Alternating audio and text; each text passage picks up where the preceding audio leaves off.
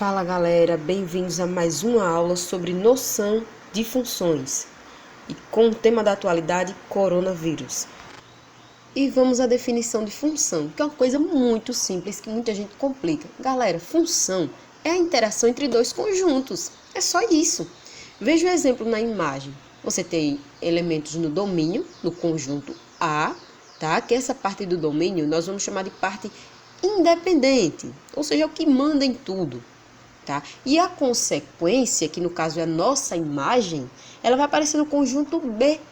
Então, essa relação entre esses dois conjuntos é chamada de função, certo? Todos os elementos do domínio têm que emitir uma flecha, tá? E alguém tem que receber essa flechada.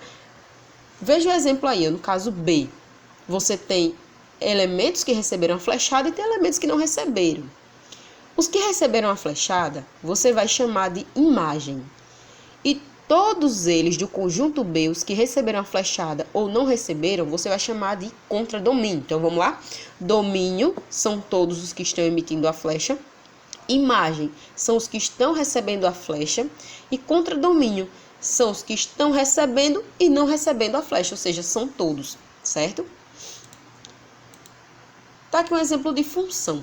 O primeiro gráfico é função? É. Por quê? Porque todos os elementos de domínio estão flechando um elemento da imagem. Segundo caso, não é função. Veja que tem um elemento do domínio faltando emitir a flecha. Terceiro caso, é função. Veja que todos os elementos do domínio estão emitindo uma flecha. E essa flecha chega em outro elemento. Mesmo que esteja chegando repetido, mas tem alguém recebendo essa flechada. Então, é caracterizado função sim.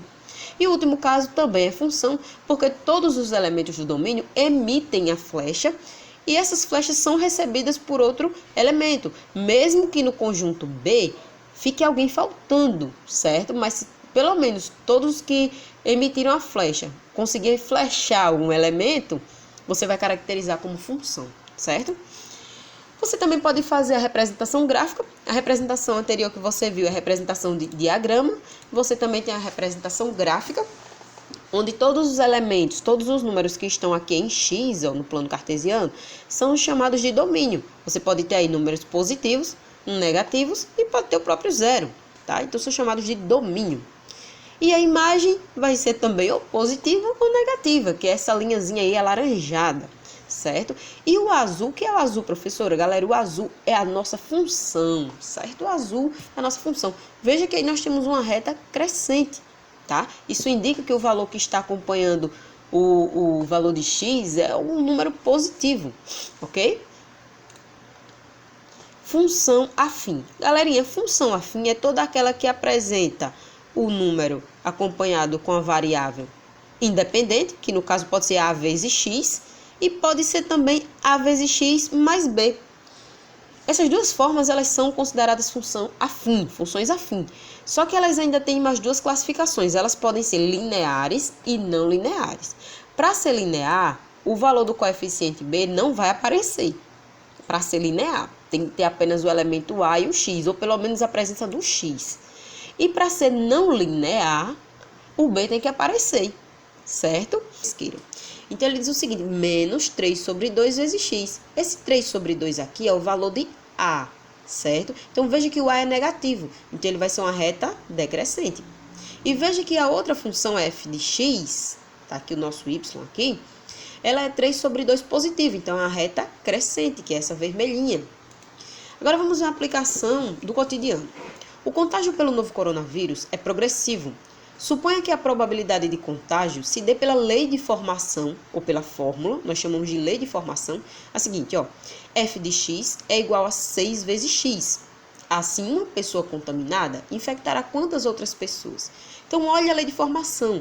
Qualquer valor que você colocar em x, que no caso é o domínio, a sua imagem, que é o f de x, vai ser 6 vezes maior.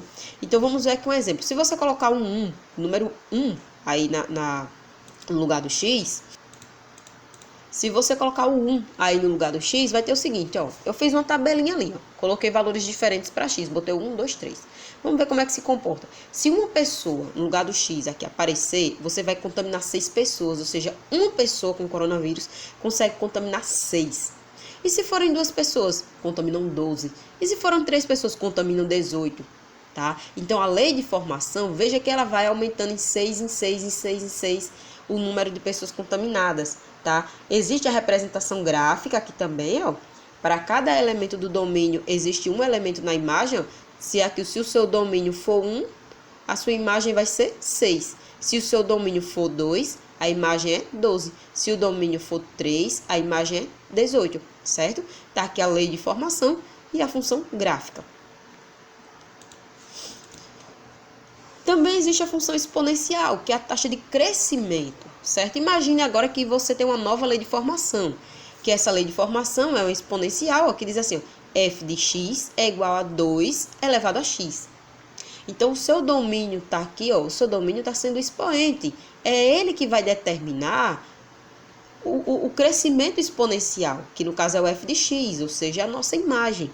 Então, está aí uma representação gráfica de uma função exponencial, que é uma coisa que cresce muito, ela cresce absurdamente. Veja, uma pessoa contamina 2, que essa outra pessoa contamina mais duas e vai dobrando, dobrando, dobrando, certo? Aqui, no caso, ela está dobrando com um crescimento exponencial. Vamos trazer agora uma participação muito especial dele, que é uma pessoa capacitadíssima para falar desse assunto, o professor Dianque.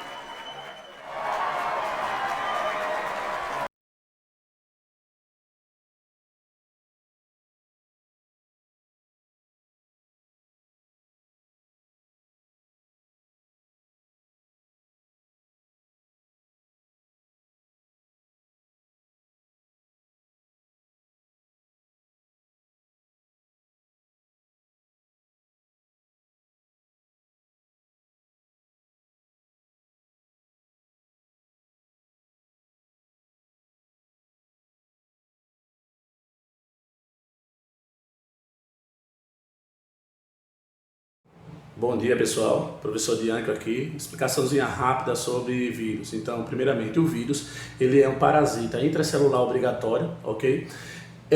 Por ser um parasita intracelular obrigatório, ele necessita obrigatoriamente parasitar uma célula, ok? Para poder se reproduzir dentro dela. Primeiramente, ele não apresenta célula, o vírus ele tem um capsídeo, que é uma cápsula proteica, certo? Onde dentro vai estar o material genético, que pode ser DNA ou RNA, certo? Exceto o citomegalovírus, que apresenta os dois materiais genéticos simultâneos, certo? Mas o vírus ou ele é RNA, né? Ou o vírus é DNA, certo? Adenovírus e retrovírus. Outra coisa também, a contaminação ocorre a partir do momento que a imunidade do indivíduo está baixa.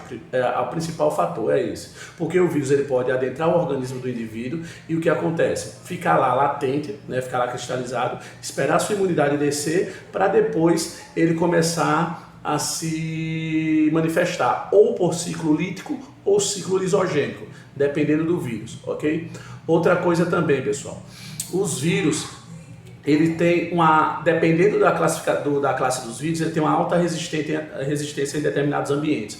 O mais perigoso, por exemplo, é o vírus da hepatite, que ele permanece muito tempo vivo em um ambiente, certo? Mas também tem outros vírus, como o vírus da HIV, por exemplo, ele é muito drástico dentro do organismo, mas em compensação, fora do organismo, ele morre rapidamente em menos de meia hora. Ok, pessoal? Outra coisa, proteção é manter a imunidade alta, certo?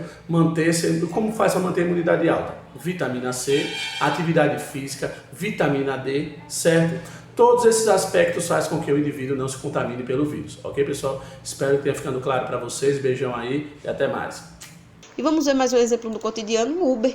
Tá aí a lei de formação do Uber. Se você entrar no Uber e você andar ou não, você já paga uma taxa de R$ 3,50. Então, esse valor de R$ 3,50 é o nosso coeficiente B, certo? É uma taxa. Esse 0,70 significa dizer o seguinte, cada quilômetro rodado, que vai ficar em X, você vai ter que multiplicar vezes 70 centavos. Então, se você quer andar 18 quilômetros, você vai pagar quanto? Então, a lei de formação vai ser o seguinte, ó, o f de x, que é a imagem, vai ser 0,70 centavos. Você ainda tem a taxa, se você andar ou não, já vai ter que pagar o 3,50. Então, se o seu X fosse 0 aqui, ó, 0 vezes 70 centavos, 0. Ó, mas ainda vai ficar o mais 3,50. Então, fica aí mais uma aula para vocês. Forte abraço.